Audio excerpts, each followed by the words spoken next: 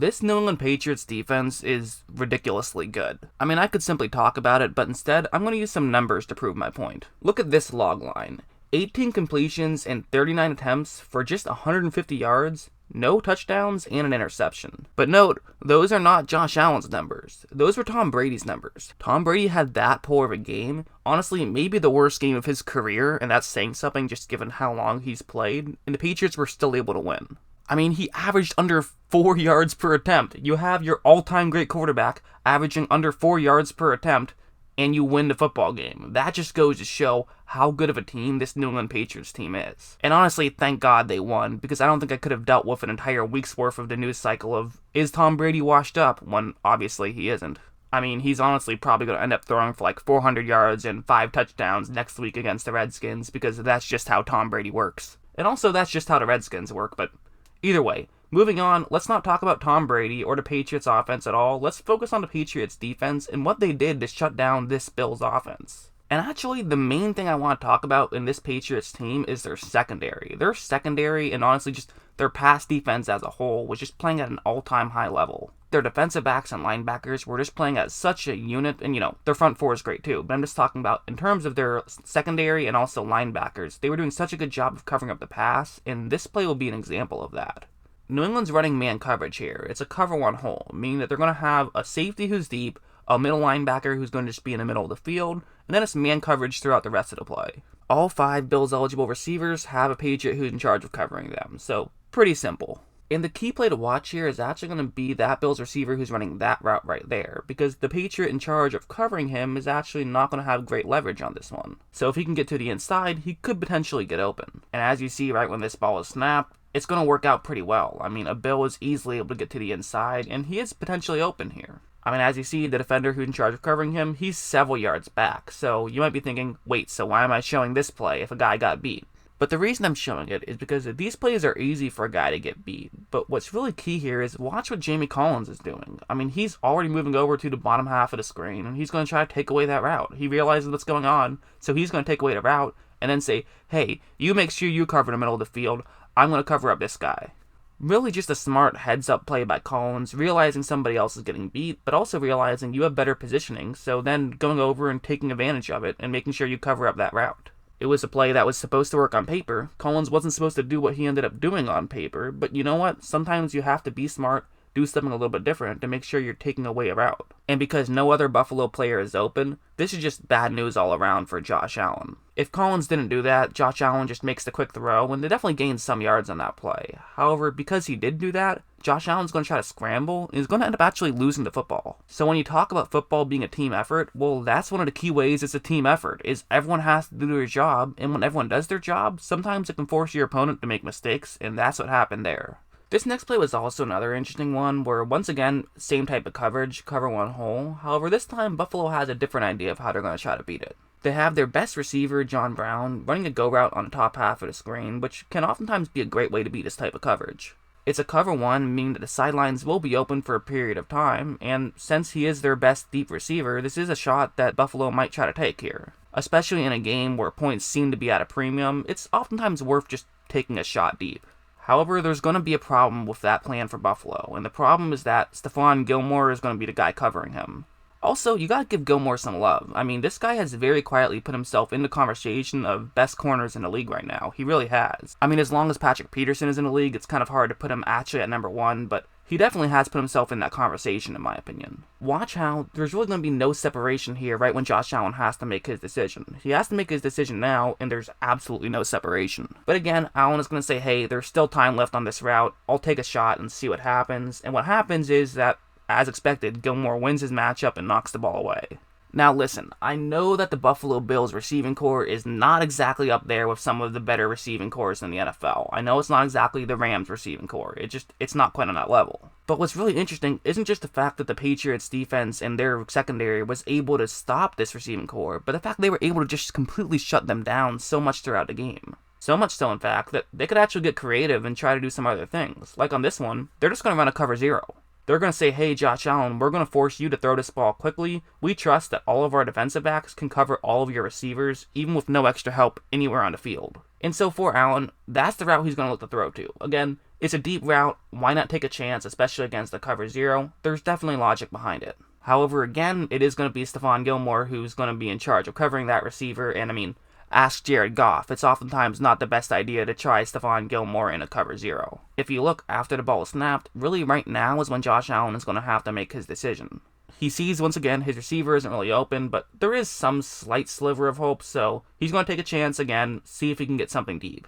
But his throw just isn't going to be on target. And so at first you might be sitting here and saying, well, Josh Allen just missed the throw. It just wasn't a perfect throw. That's why it didn't work. But at the same time, it would have taken a perfect throw to beat that, and honestly, maybe even a perfect throw wouldn't have worked. I mean, there was just no separation there whatsoever. So while Allen maybe deserves some blame for that play, I mean, the reality is, once again, the Patriots' #1 corner coming through and really just shutting down Buffalo. That's how they were able to be so successful, was how they ran man coverage. Probably no better example was this play, where it's once again going to be a cover one. It's actually a cover one robber this time, which the only difference is the guy in charge of taking away the middle of the field is now a safety as opposed to a linebacker, but other than that, it's pretty much the same thing as the first couple plays I showed you.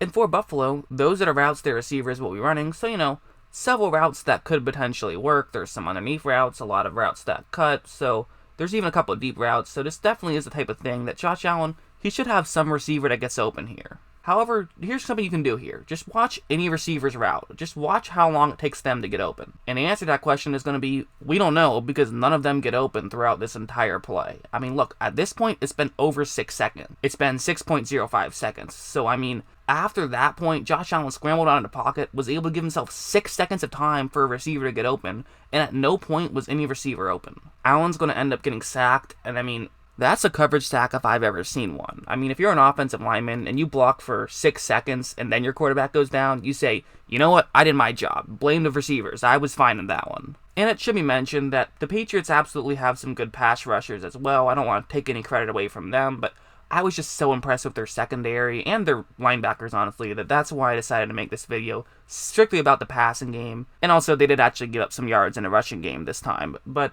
that's kind of just why I wanted to make this video.